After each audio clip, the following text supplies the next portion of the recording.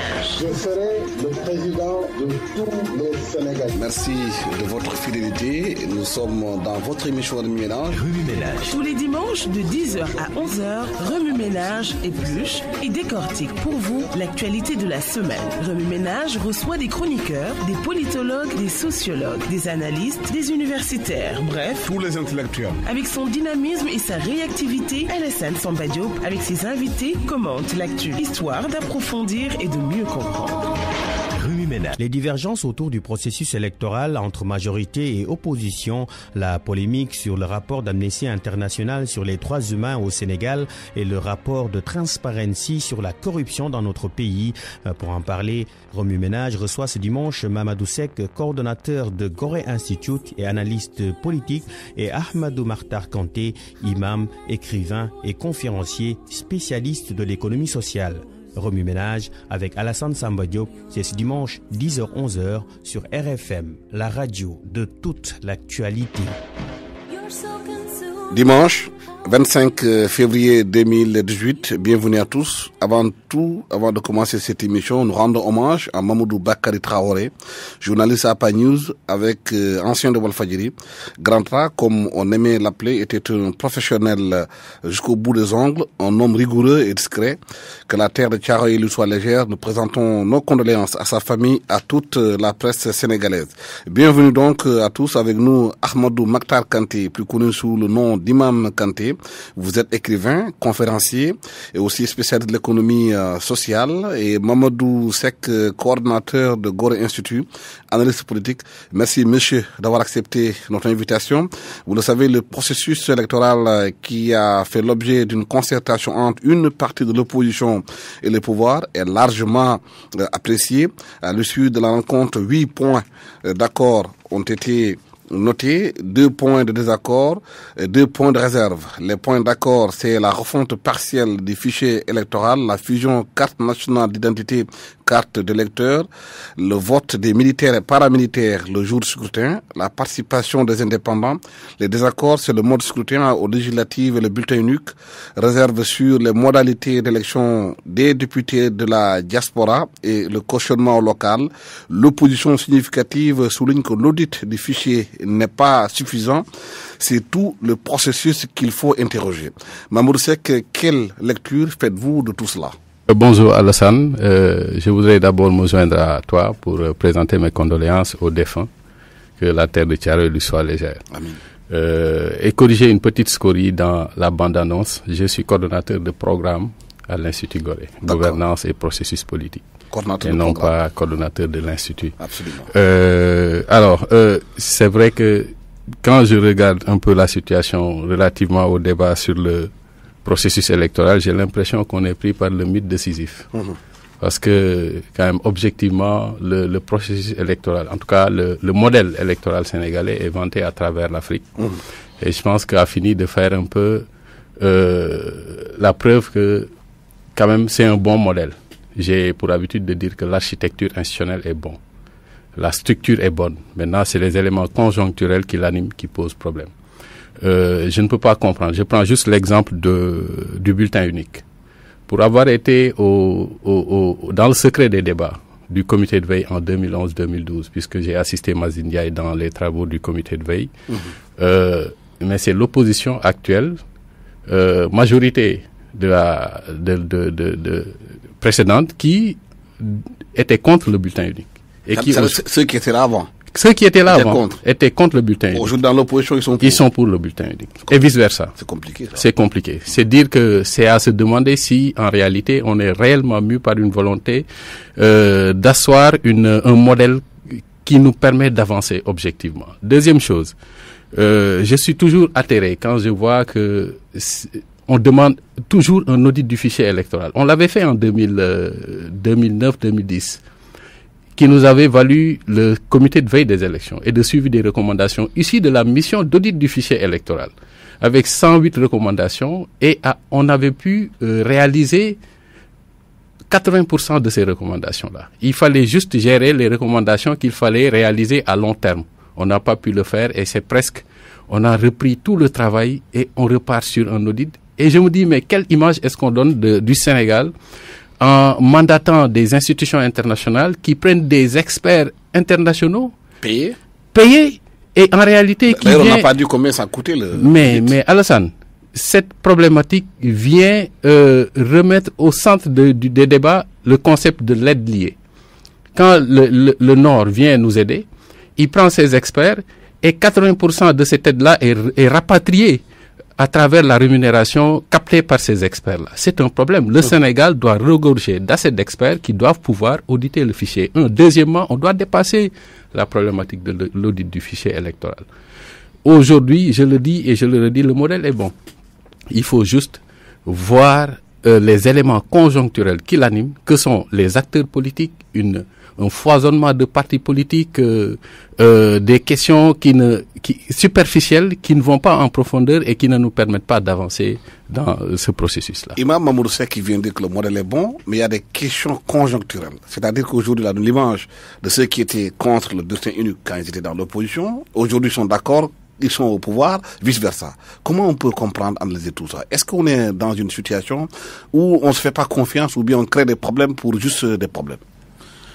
Merci Alassane. Je voudrais commencer par me joindre aux condoléances pour votre confrère. Et aussi, c'est vrai que j'ai pas été au secret de certaines discussions comme le professeur Seck, mais c'est pourquoi je l'ai écouté attentivement. Mais ce que vous avez dit, je crois que c'est très important. Quelque part, ce que M. Seck a dit sur le processus électoral, on peut le dire dans tous les autres secteurs de la vie, politique et publique, économique, social et tout. C'est-à-dire qu'il y a des faux problèmes qui sont mis en avant pour des intérêts. Oui, une sorte de mauvaise foi permanente. Carrément. Oui. Une mauvaise foi, un manque d'estime de soi, du pays, qui fait qu'on prend en otage le pays. Vous savez, au moins depuis le régime sortant de Wade, ça s'est accéléré, ça a pris une ampleur beaucoup plus grave. Comment les institutions ont été manipulées, les processus manipulés, l'argent public manipulé au service d'intérêts crypto-personnels, d'intérêts de famille, d'intérêts de parti, d'intérêts de marabout, d'intérêts de quartier, etc. Il faut sortir de cet étranglement-là. Le Sénégal ne mérite pas ça.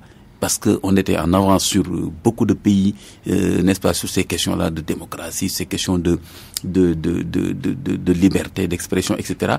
Aujourd'hui, il y a beaucoup de pays qui sont en train de nous dépasser parce que simplement, on n'a pas été capable de garder la flamme, n'est-ce pas, et d'aller de l'avant. Aujourd'hui, beaucoup de questions qui sont posées sont de fausses questions. Comme on l'a dit, soit qu'on est positionné dans le pouvoir ou bien dans l'opposition, on est d'accord ou pas d'accord. Regardez par exemple aujourd'hui toutes ces questions-là de fonds publics, fonds politiques, tout ça.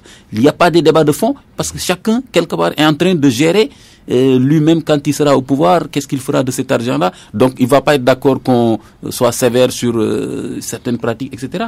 Donc Alassane, au-delà de ce processus électoral, moi je dirais... Mais est-ce qu'on peut dire, d'après votre analyse, qu'on est dans une sorte de crise de confiance dans ce pays? Parfaitement. Il y a d'abord une crise de confiance entre le peuple et la scène politique.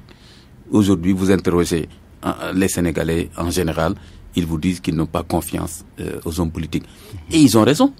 Parce que quand on voit leur comportement, quand on voit leurs options, quand on voit ces problèmes de transhumance, quand on voit tout ce que ces gens sont capables de dire lundi et de dire le contraire le mardi, quand on voit comment ils peuvent être copains et jeudi et vendredi être les pires ennemis, ça ne donne pas une bonne image. Et je pense que la classe politique doit faire son autocritique et doit savoir que le peuple n'est pas en phase avec son comportement. Il nous faut forcément des hommes politiques. Un pays doit être gouverné. Donc il faut une compétition entre les gens qui ont le talent, qui ont l'ambition, qui veulent diriger le pays. Mais ce n'est pas sain. Ce qui se fait actuellement, ce n'est pas sain. Et je trouve que c'est un manque de respect du peuple par rapport à toutes les souffrances de ce pays. On n'a pas le droit de prendre en otage ce pays-là pour des intérêts crypto-personnels. Oui, Mamoudou Seck, si on va au fond des questions, au-delà du processus électoral, qui est quand même important, comme vous l'avez dit, expliqué, est-ce que le diagnostic semble avoir été fait dans ce pays sur les maux que souffre le Sénégal? Mais on a l'impression que la solution, on n'arrive pas à la trouver. On tourne autour du pot, on tourne en rond. Alors, je pense que on a tenté de remettre en branle un certain nombre de choses à partir des assises nationales. Et on a raté le coche, puisque avec autant de temps, autant d'argent investi, des sommités à travers le monde, sénégalaises ont été mobilisées, qui se sont investies dans les réflexions, dans les débats, les délibérations citoyennes, etc. Je le dis parce que j'ai aussi assuré le secrétariat du comité ad hoc des assises nationales, qui était coordonné par en ce temps par le Forum civil.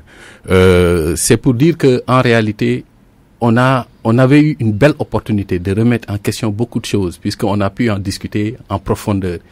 Et en l'occurrence, on avait impliqué les citoyens, puisque à travers les délibérations citoyennes dans les 45 départements, on a pu recueillir les avis de tous les citoyens pour pouvoir mettre en place quand même un nouveau modèle un nouveau modèle social, on peut dire. Hein.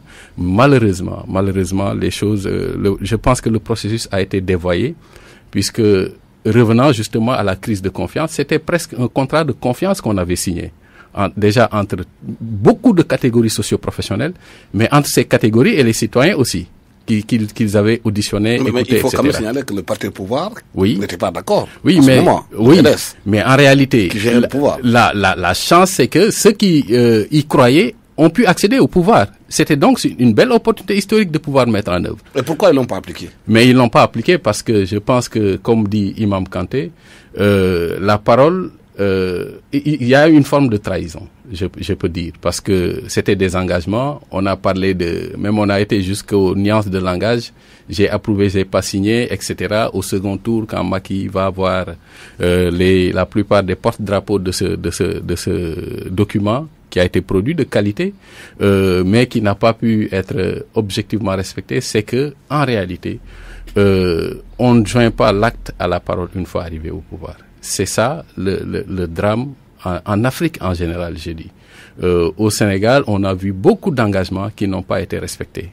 Malheureusement, on ne peut pas dire plus. C'est un constat malheureux, dramatique même, je dirais, parce que la parole donnée, on doit pouvoir la respecter jusqu'au bout. Malheureusement, on a vu que certains engagements n'ont pas été respectés. Imam, est-ce que le fait que certains intellectuels restent en marge de la politique, en se disant oui, c'est l'affaire des politiciens, comme si ceux qui gouvernent ce pays-là, c'est des Kosovars ou bien c'est des Palestiniens, c'est comme des Sénégalais qui sortent de nos maisons. Est-ce que c'est pas ça qui fait qu'aujourd'hui, qu'ils n'arrivent pas à changer le système de l'intérieur? Je pense par principe que un intellectuel qui se respecte ne peut pas dire je suis en dehors des problèmes de mon pays. Et les problèmes du pays, c'est des décisions politiques qui peut les régler, les solutionner, ou bien qui peuvent aussi, n'est-ce pas, orienter le pays dans le sens voulu. Donc pour moi, un intellectuel authentique, n'est-ce pas, sait qu'il doit quelque chose à son pays. Parce que personne aujourd'hui, prenez un intellectuel sénégalais aujourd'hui, qui fait son école primaire, qui va à l'université, mais il doit tout au pays. Il peut rien faire lui-même. Hein? Il a rencontré un médecin qui l'a soigné. Mais le fait de rester en périphérie, de ne pas faire de la politique, de laisser les autres le faire, est-ce que c'est pas une démission? C'est une démission qui moralement est condamnable, parce que c'est un refus, pour moi, pas seulement, c'est même au-delà de la participation, c'est un devoir de participer et de retourner au pays son expérience pour ce pays qui vous a tout donné. Donc, s'il y avait pas des gens qui sont battus pour qu'il y ait des écoles au Sénégal, pour qu'il y ait des hôpitaux, etc., cet intellectuel-là ne serait pas un intellectuel, parce c'est pas au ciel qu'on a formé. Donc, il doit regarder son pays, et comme je le dis souvent, beaucoup de ces intellectuels-là, ils parlent du pays à l'extérieur du pays. Vous les rencontrez dans les collègues internationaux, ils ont des avis sur le Sénégal. Mais quand ils sont ici au Sénégal, ils ne participent pas. Donc, ça c'est une chose. L'autre chose aussi, c'est que participer politiquement, pour moi, ça ne veut pas dire forcément aussi être dans un parti ou bien au plus haut niveau du parti, mais c'est influencer les décisions politiques. Et ça, on peut le faire à plusieurs niveaux. On peut le faire même au niveau de la société civile, on peut le faire dans les débats médiatiques, on peut le faire en s'engageant dans la commune, etc. Donc, par contre, ne pas y participer, ça c'est grave. Et en ce moment-là, on devient un monstre spectateur de la dérive de son pays. Et c'est ces intellectuels-là qui ne vont pas participer, qui seront les premiers aussi à demander l'aide internationale, même des forces internationales pour venir quand le pays sera en feu. Et ça, c'est irresponsable. Hein? J'ai entendu beaucoup d'intellectuels des fois dire « ouais, il faut que telle force vienne parce que le pays actuellement est extra ». Et qu'est-ce qu'ils ont fait pour la prévention? Est-ce qu'ils ont participé au débat? Donc, je crois que c'est facile maintenant de parler de la Chine, des Pays-Bas, alors que ton propre pays brûle. Donc je crois que ces intellectuels-là doivent faire leur autocritique et participer. Et s'il y a un niveau de participation intéressant, mais ça permettra de gêner ces hommes-là, que je ne vais pas appeler des hommes politiques, mais ces gens-là qui utilisent le créneau politique. Parce que pour moi, un homme politique, c'est quelqu'un qui a une vision pour son pays, qui a de l'estime pour son pays. C'est pas toute personne qui fait de la politique qui est un politicien. Pour moi, une personne fait de la politique comme marchandise, comme Achille Mbembe disait, pour accéder au repas, n'est-ce pas? Giro, le professeur... lieu de prédation. C'est le lieu du Giro, du Keuf, du Fokarti, comme le disait le professeur, j'ai encore oublié son nom. Donc, c'est pas ça que j'appelle politique. Pour moi, politique, c'est quelqu'un qui a de l'estime de soi, de l'estime de son pays, qui a une vision, et qui essaie de mettre en place cette vision, qui influence les choses dans cette direction, et qui s'oppose à des gens qui ont une pseudo-vision, en fait, qui n'est pas bonne pour le pays, selon la posture qu'on peut avoir. On sait que nous sommes pratiquement au mois de février, pratiquement un an ferme de la prochaine présidentielle. Nous sommes dans une situation où les gens ne sont pas d'accord sur le processus électoral. Qu'est-ce qu'il faut faire pour éviter des lendemains troubles? Alors, je pense que la dynamique, il faut la lancer tout de suite. Maintenant, la difficulté, c'est que, et ça, j'ai l'habitude de le dire, dans toutes nos constitutions, on nous demande d'organiser des élections en 80 jours. Genre, souvent, en 3 mois, en cas de rupture constitutionnelle, on doit être en mesure d'organiser des élections. Mais objectivement, aucun de nos États n'est en mesure d'organiser des élections en 90 jours. Pourquoi? Parce que justement, ils ne s'inscrivent pas dans une dynamique d'approche du cycle électoral. Un cycle électoral avec toutes les étapes qu'il faut, qui part de la mise en place d'un cadre juridique adéquat, la planification et la mise en œuvre des activités, la formation et l'éducation des citoyens, l'enregistrement des électeurs, la campagne électorale proprement dit, les opérations de vote le jour J, la vérification des résultats et la période post-élection. Et dans cette période, on doit pouvoir faire l'audit et l'évaluation de tout le processus. Mais on est à 1 an, on vient de mettre en branle la phase cadre juridique presque. Parce que dans les recommandations du cadre de concertation, il est un point important, ils disent il faut une revue du code électoral. C'est dire que donc on est toujours dans le design du cadre juridique. Alors qu'il faut respecter en 1 an, il faudra respecter en 1 an les 8 étapes du cycle électoral. Ça va être difficile. Il faut s'y mettre tout de suite. Le drame, c'est qu'on attend à 1 an pour pouvoir lancer tout. Alors qu'on doit pouvoir entamer les élections, les prochaines élections, dès qu'on sort d'élection, dès le lendemain d'élection, on doit pouvoir entamer les prochaines. Il faut s'inscrire dans une dynamique du cycle électoral et non pas dans l'urgence électorale. Et aujourd'hui, ce qui est dommage, c'est qu'on est toujours dans l'urgence électorale, causée souvent aussi par des dissensions et par une prise en otage des acteurs politiques. C'est les acteurs politiques qui prennent en otage, qui remettent en question des points déjà évoqués, qu'on doit avoir fini de traiter. Comme le dit l'imam, c'est des faux problèmes qu'on pose toujours. Maintenant, à l'impossible, nul n'est tenu. Je pense que le processus est lancé. Il faut avancer.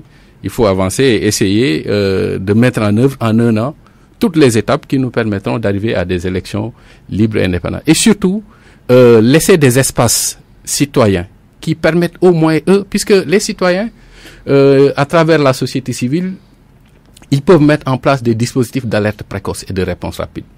Il faut pouvoir leur laisser cette opportunité-là. On se rappelle des difficultés que le collectif des organisations et nous-mêmes avions à accéder aux accréditations des observateurs.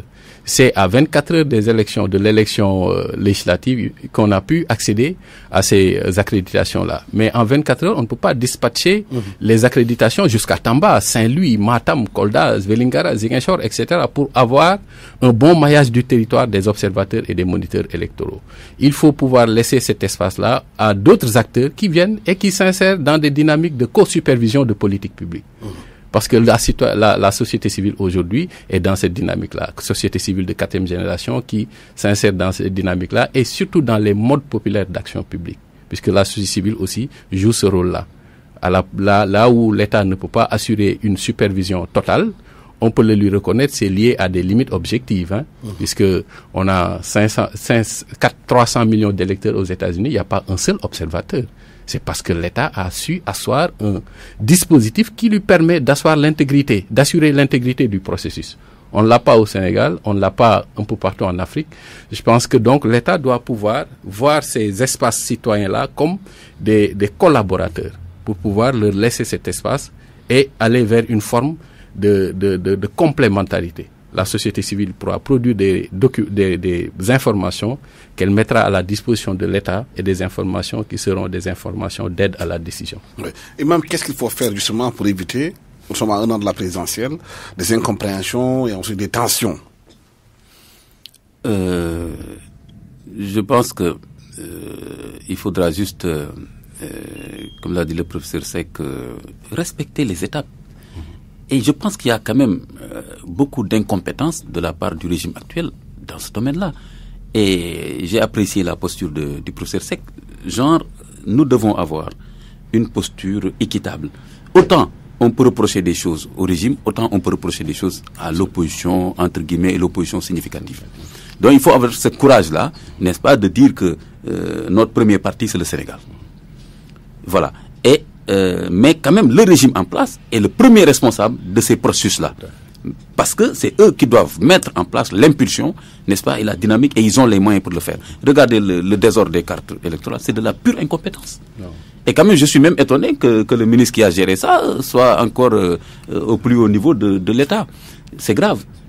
Le Sénégal qui ne parvient pas à donner les cartes. Moi qui vous parle, j'ai pas encore ma carte. Je suis allé 10 fois à Blanchot et je trouve 2 personnes dans la salle avec des milliers de cartes qui me disent asseyez-vous.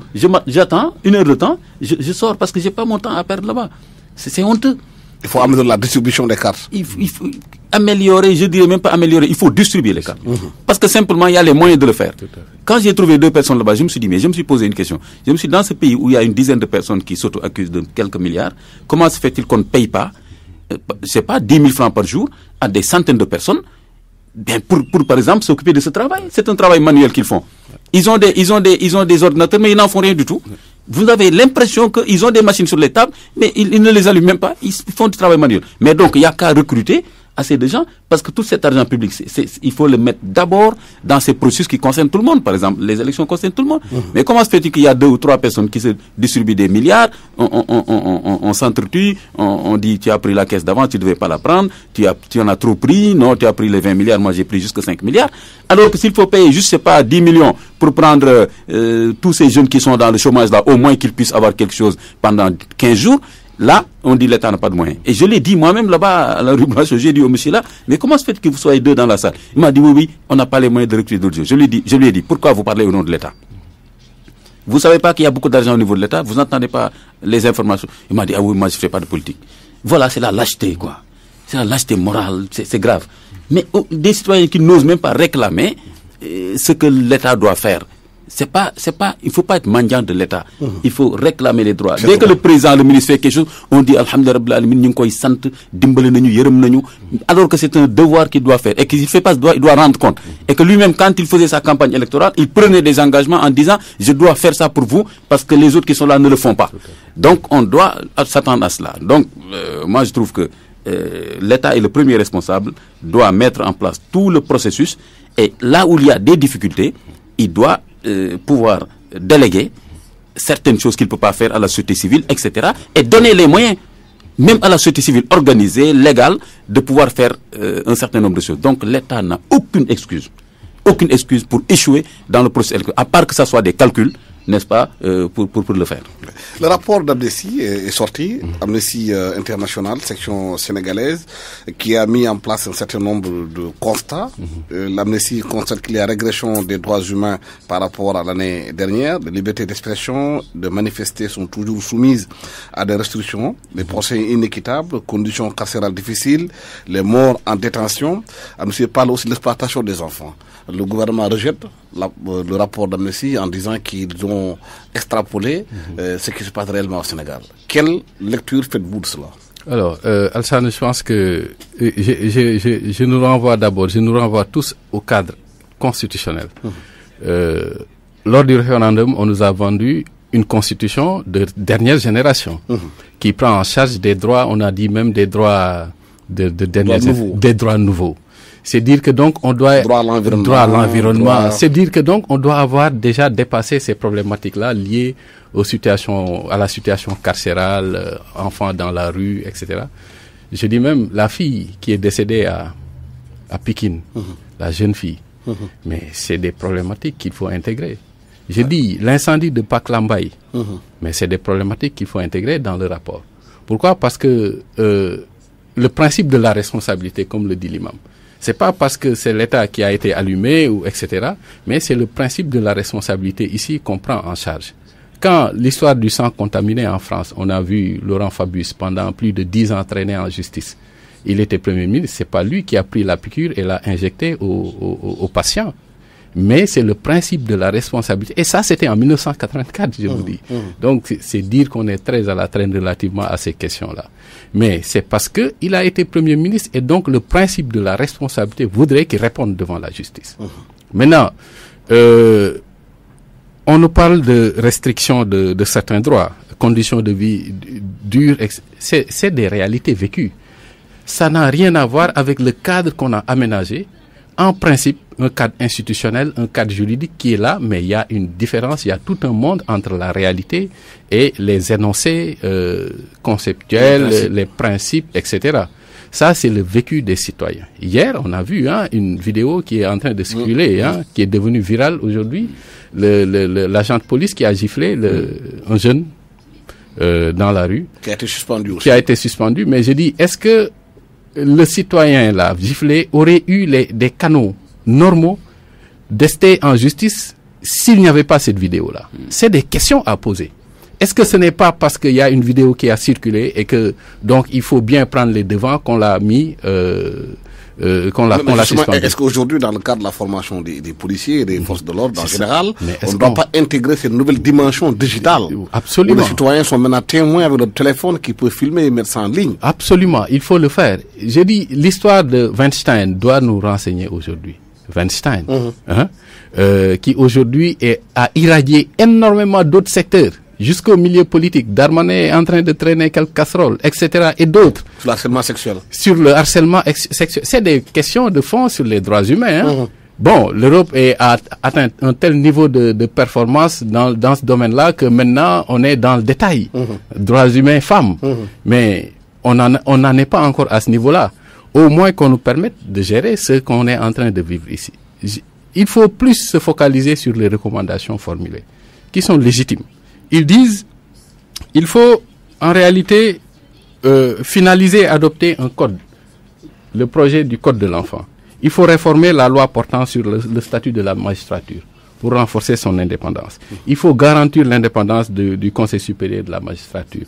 Instruire les forces de défense et de sécurité pour respecter les droits humains, etc., etc. Protéger les civils en Casamance.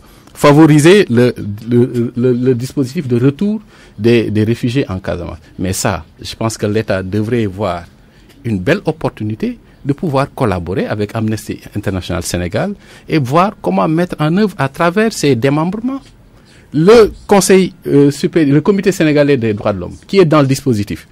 Mais l'ingénierie institutionnelle nous dit que dès lors qu'on crée une institution, ça veut dire qu'un besoin est là. Le Comité sénégalais des droits de l'homme, je ne pense pas qu'on l'ait créé juste pour les beaux yeux des Sénégalais. On l'a créé parce que justement, on sent que c'est un besoin. Même si, bien sûr, on veut s'insérer dans une dynamique mondiale où il y a le PU annuellement à Genève, etc. La réalité est que le Comité sénégalais doit pouvoir jouer aussi un rôle de veille, d'alerte, mise en place de dispositifs précoces d'alerte pour pouvoir apporter des réponses rapides. Et surtout, lui doter de moyens qui lui permettent d'arriver à ces... Voilà. Imam, par rapport à cette problématique de respect des droits de l'homme au Sénégal, de façon globale, Amnesty constate qu'il y a des régressions. Oui, Amnesty est dans son rôle. Et c'est une organisation, n'est-ce pas, qui a un rôle extrêmement important. Et aujourd'hui, il y a beaucoup de gens qui doivent leur liberté à des positions de ces genres d'organisations. Même parmi les hommes politiques, des fois, qui les contredisent, doivent leur liberté d'expression et même leur liberté tout court à cause des postures, n'est-ce pas, que ces organisations prennent. Maintenant, quand on vient au pouvoir, comme on l'a dit tout à l'heure, alors on se dit oui, ces gens, ils gênent, ils parlent trop, etc. C'est pas sérieux. Et comme c'est que l'a dit, un gouvernement responsable doit pas être frileux. Et doit pas faire la politique d'Autriche en disant non, ça n'existe pas, alors que la réalité est là. Et un gouvernement serein, sérieux, doit, c'est vrai, dire son bilan. Parce que quand même, il a des engagements, il a des options, des objectifs. Mais en même temps, il doit reconnaître humblement ses insuffisances. Et pour moi, c'est de la bonne politique. Et malheureusement, en Afrique, c'est une faiblesse. Mais reconnaître des insuffisances devant les citoyens, pour leur dire, qu'est-ce que vous pensez maintenant que je dois faire pour combler? Mais ça, pour moi, c'est une bonne politique, c'est une éthique politique. Mais le fait de tout rejeter en bloc, tout ce qu'on dit, c'est pas dit par votre parti, ou bien par votre belle-mère, ou bien par je sais pas quoi, vous dites, je suis pas d'accord. Non, c'est des ennemis du pouvoir, voilà, ils gênent les gens, etc. Je ne suis pas d'accord avec ça. Le gouvernement doit être humble. Il doit être humble, n'est-ce pas, et accepter des insuffisances. Il n'y a pas un gouvernement dans le monde qui soit parfait, qui réalise tout. Mais au moins, la différence entre ces gouvernements, c'est l'humilité et la capacité d'écoute des citoyens. Donc, je reviens toujours à cette affaire, l'estime de son propre pays. Quand vous êtes un gouvernant, sachez que vous êtes un enfant du pays. Vous n'avez pas plus de capacité qu'un autre. Il y a beaucoup de choses qui ont fait que vous êtes au pouvoir, des choses même louches des fois, qui font que vous accédez au pouvoir. Peu importe, mais au moins ici, vous êtes au pouvoir, soyez responsable. Donc, écoutez le peuple, écoutez les organisations du peuple, écoutez les experts, écoutez les gens qui ne sont pas de votre parti, et prenez ce qui est l'intérêt du pays et faites-le. Pour moi, c'est ça la bonne politique. Mais rejeter en bloc, gêner les autres organisations, je crois que c'est pas une bonne vision. Et d'ailleurs, comme c'est que l'a dit tout à l'heure, tous ces problèmes de tribunal, le truc de Hissène Habré, tous ces trucs-là. Quand j'ai vu, par exemple, le monsieur de Human Rights Watch défiler en Gambie, en Gambie, entouré des Noirs qui applaudissent, j'ai l'impression que voilà, c'est un blanc qui est venu sauver la Gambie. Ok, il n'y a pas de problème, la Gambie devait être sauvée de quelqu'un que vous connaissez, je suis d'accord. Mais en même temps, ça m'a donné un petit truc. Je me suis dit, mais nous, on doit tous être sauvés par ces gens-là. Mais je serais beaucoup plus content si un Gambien pur temps, comme on dit là, qui était là et qui était applaudi par d'autres Gambiens, parce qu'effectivement, c'est lui qui a mis en place des stratégies pour que les dictateurs et les tyrans et les gens qui jouent avec le destin des Africains puissent et la problématique concernant aujourd'hui les services de force de sécurité qui, des fois, face aux citoyens, ont des comportements qui sont violents. Là, je vous raconte une anecdote. En fait, c'est pas une anecdote. Quand il y a eu le stade qui s'est effondré au Cameroun, je pense il y a 10 ans, il y avait eu des centaines de morts. J'ai entendu un expert européen dire quelque chose de très important. Quand il a analysé le problème, il a dit en fait, il aurait juste suffi que les forces de l'ordre soient mieux formées pour qu'il n'y ait pas ce massacre. Parce que puisqu'ils sont formés dans la répression, ils ont tapé les gens. Alors qu'ils auraient dû simplement organiser un couloir pour que les gens sortent. J'ai failli pleurer de ça. Donc, il a dit que c'est un problème de formation. Donc, en général, nos hommes, les forces de l'ordre sont formés pour réprimer, pour frapper et crier. Mais ils ne sont pas formés pour orienter. Avec Internet, avec les réseaux sociaux, où les citoyens sont capables de filmer tout ce que vous faites dans la rue pour le mettre sur Internet. Comme vous dites, non seulement ils devaient être formés, donc ne pas attendre d'être obligés. Mais maintenant, puisqu'ils sont obligés, ils doivent au moins prendre en charge cette question-là. Et en plus, je ne sais pas, c'est aux juristes de régler le problème. Moi, je me suis dit que le gars, il a été arrêté de façon injuste, jusqu'à ce que les juristes me disent le contraire, parce qu'il a mis en image quelque chose qui est public. C'est pas du domaine privé. Il n'est pas allé chez le policier, le trouver en train de faire quelque chose là-bas pour le filmer. Le gars était en public devant des gens, il a giflé quelqu'un.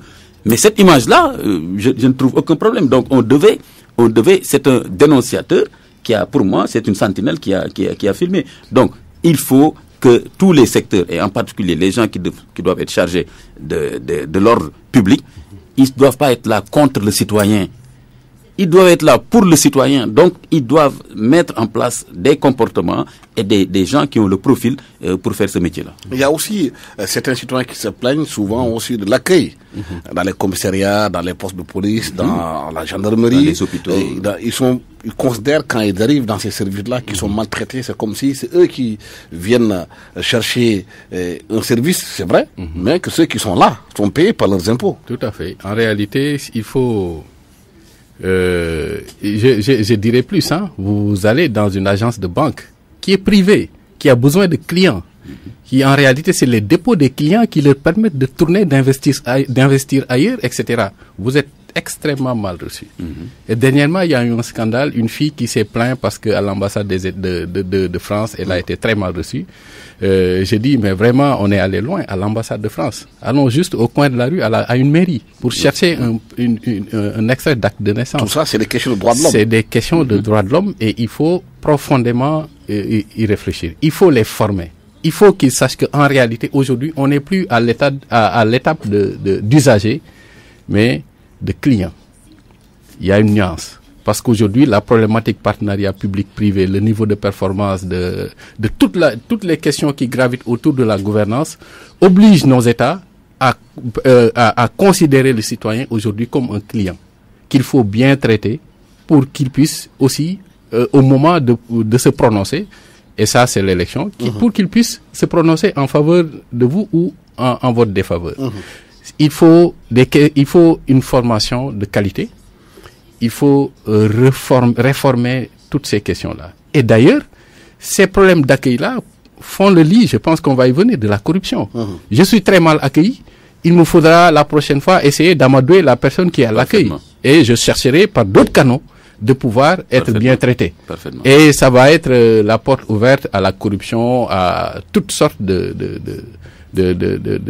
pratiques mafieuses et néfastes au bon fonctionnement de l'État. On est déjà dans cette question-là. Le rapport d'Amnesty Transparency International, publié par le Forum civil sur la corruption au Sénégal, dit que le rapport note que l'arrivée de Macky Sall au pouvoir a influé sur l'indice, l'IPC, a augmenté de 36 à 45% au cours de ces 6 dernières années. Le Sénégal est 66e de rang mondial. Cela est dû quelque part à la création du ministère de la bonne gouvernance et de l'OFNAC.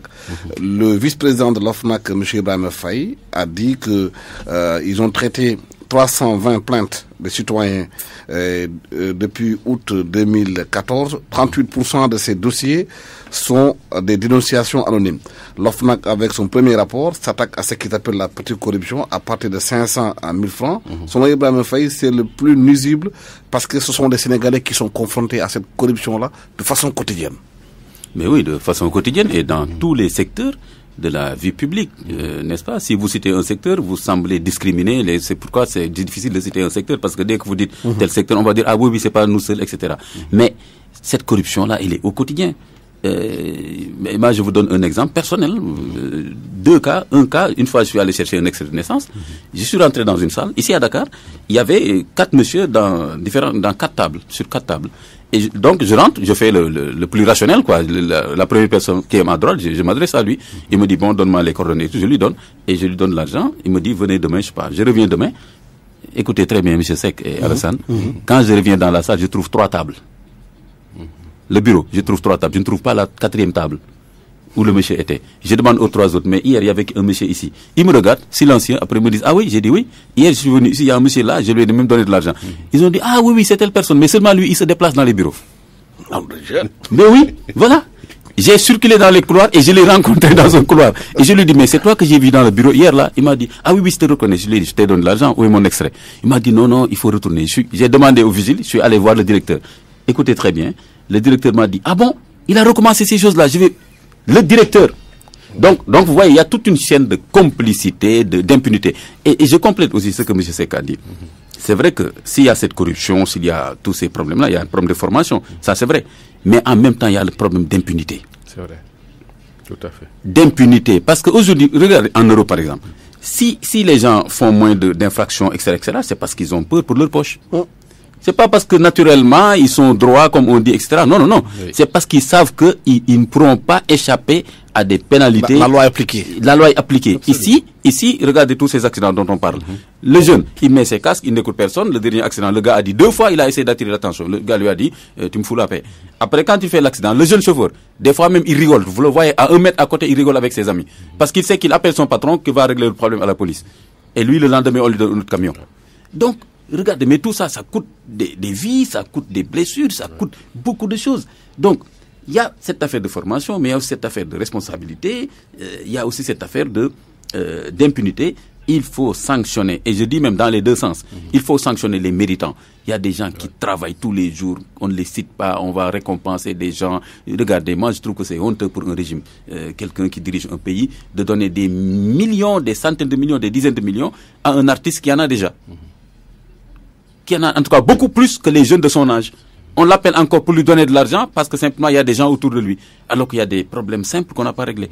Donc, je crois qu'il faut arrêter ces choses-là. Il faut sanctionner les méritants positivement. Et aussi, ensuite, il faut sanctionner négativement, n'est-ce pas, et faire disparaître de ce pays-là l'impunité qui fait que les gens font ce qu'ils veulent et ils disent d'Arodoma Tifek. Parce qu'ils savent qu'il y a quelqu'un qui pourra toujours régler le problème. Est-ce que la question justement de l'impunité est le lit de la corruption au Sénégal?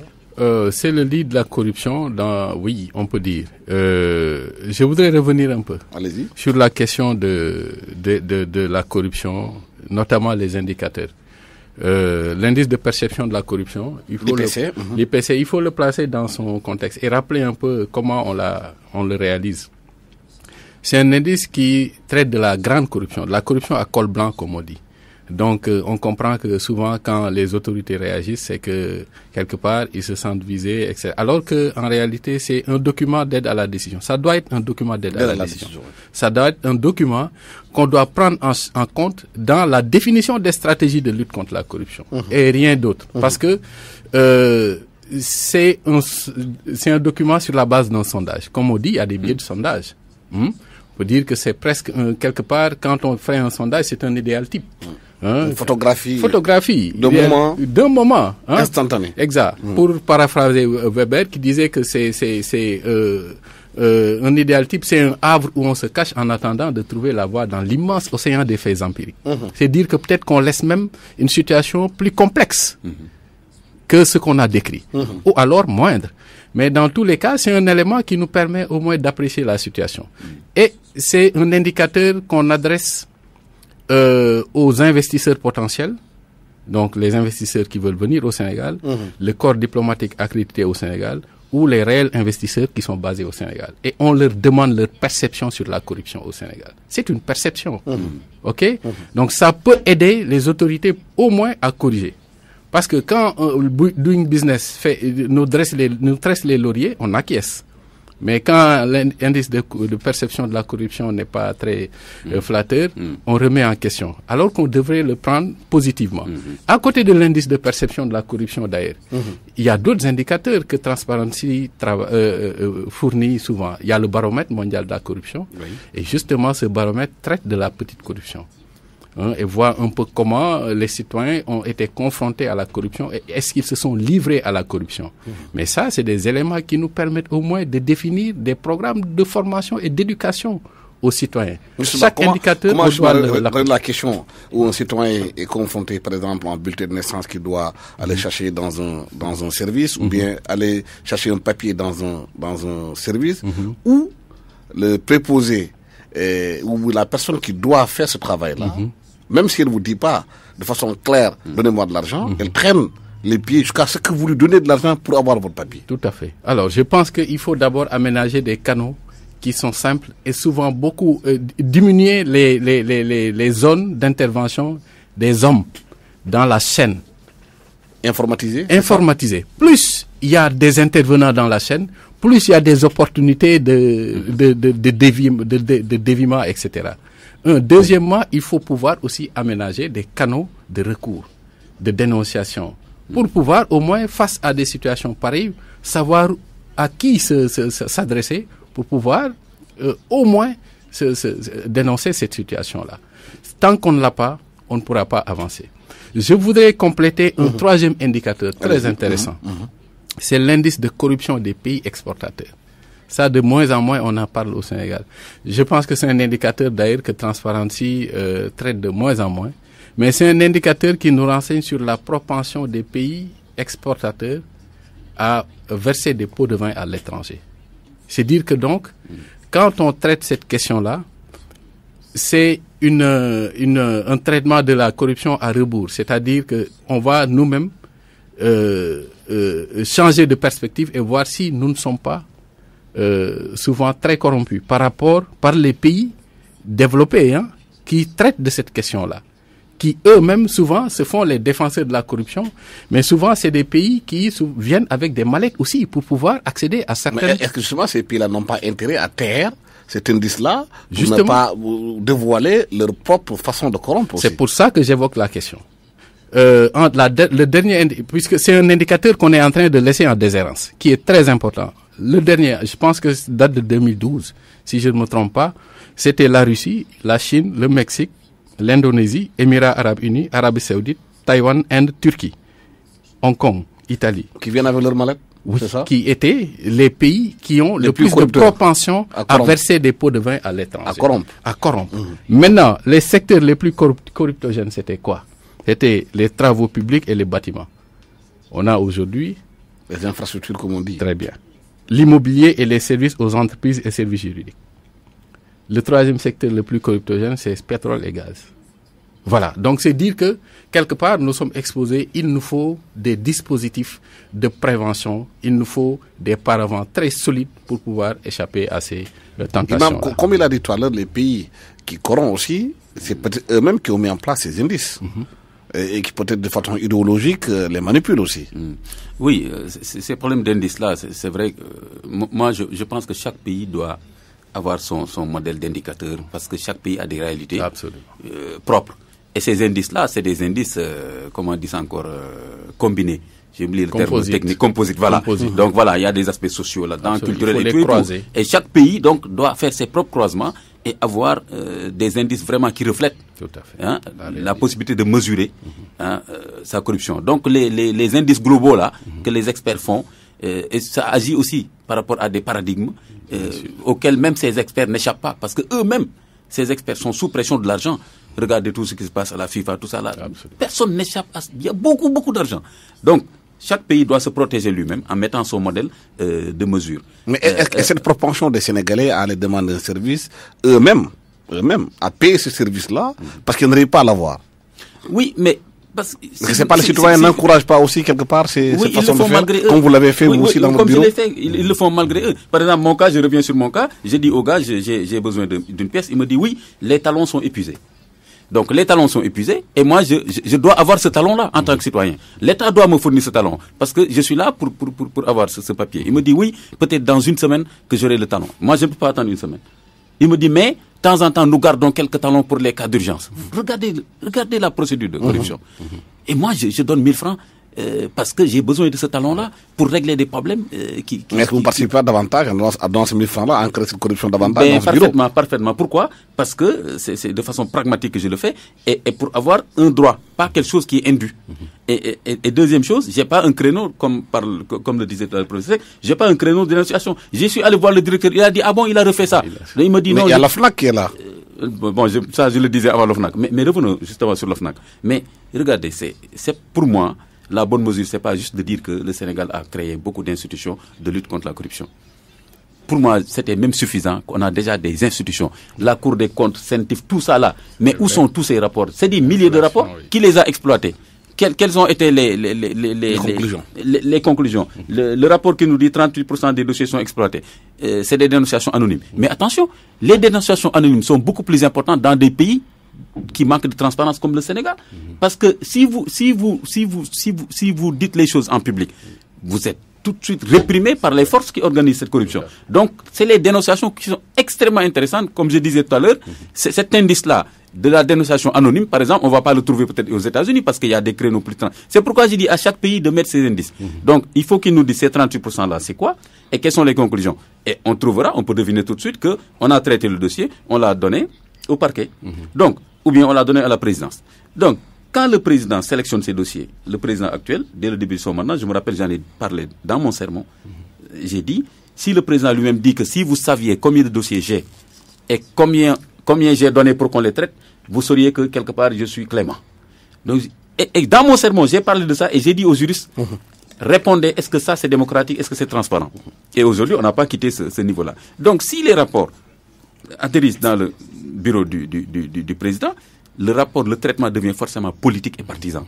Si le rapport arrive au parquet, au ministre, avec le procureur, ça devient un traitement politique partisan. Et voilà des questions de fond qu'on ne pose pas. Donc, même si on traite les dossiers, mais les conclusions et les sanctions, sont politisés, ce qui fait qu'on reste encore en l'état. Tout à fait. Plus de 250 partis politiques au Sénégal, mais rarement on entend ces partis évoquer ces questions-là, avoir un programme sur des questions précises par rapport à comment lutter contre la corruption. Est-ce que c'est une sorte de système ou base communicant où chacun peut aller à Canossa? Non, c'est un système, c'est tout un système. En réalité, ce n'est pas des partis politiques. Moi, dans mon ouvrage, les scandales politiques sous la présidence d'Abdoulaye Wade, que j'ai publié en 2005, je les assimilais à des GIE politiques. Voilà. En réalité, c'est toute une forme de mafia, on va dire. Hein. Chacun crée son parti. Inflation de partis politiques. On est à 287 partis politiques. Et ça, c'était en juin 2000. Pour 15 millions d'habitants. Pour 15 millions d'habitants. En France, on est à 430 partis politiques. Pour 65 millions d'électeurs. C'est un scandale. Merci. J'étais avec Mamoudou Seck, coordinateur de programme à Gorin Institut, analyste politique, et Ahmadou Makhtar Kanté, imam, écrivain, conférencier, à la technique Abdoulaye Diop, micro Alassane Samba Diop. Excellent dimanche à tous.